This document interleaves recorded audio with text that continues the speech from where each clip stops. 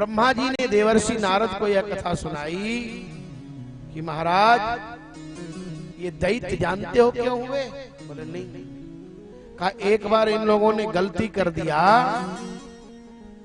ये सनक सनंदन सनातन सनत कुमार को भगवान से मिलने नहीं दिया।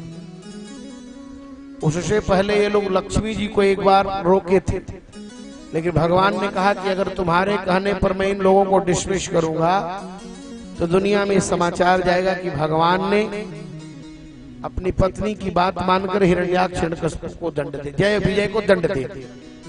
ते भगवान के पार्षद थे, भगवान के दूत थे, भगवान के द्वारपाल थे। इनका नाम था जय और विजय।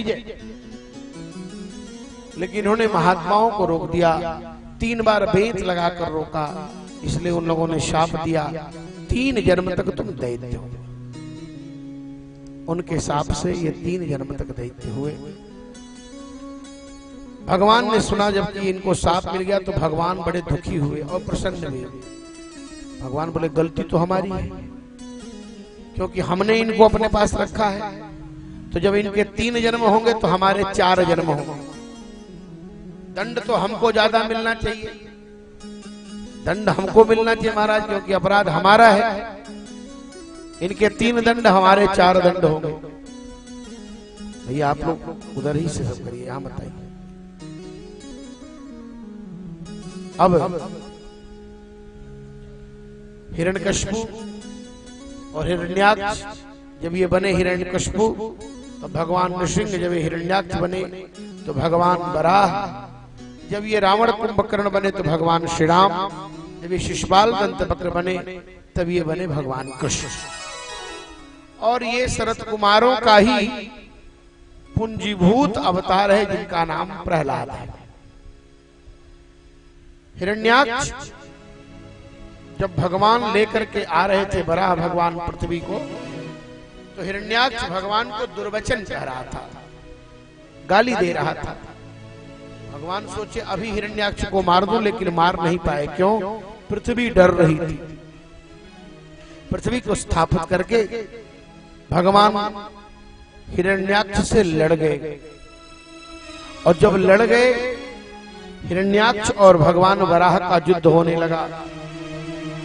देवताओं ने भगवान की बड़ी सुंदर स्तुति की और देवताओं ने कहा भगवान अब आ गया है अभिजिन मुहूर्त, अधुनैषो भी जिन नामा योगो मुहूर्त को ही।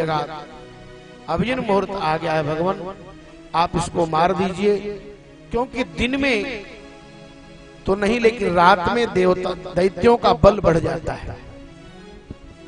देखिए भगवान ने मुक्का से मारा और हिरण्याक्ष मर गया।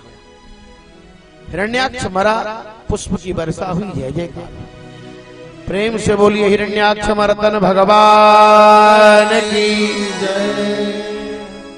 जो संग्रह वृत्ति है वही हिरण्याक्ष है, और संग्रह वृत्ति तब खत्म होगी जब संतोष का मुक्का लगेगा।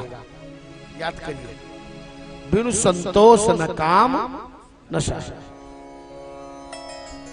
लोभ को मारना है तो भगवान वराह के चरणों में जाना पड़ेगा।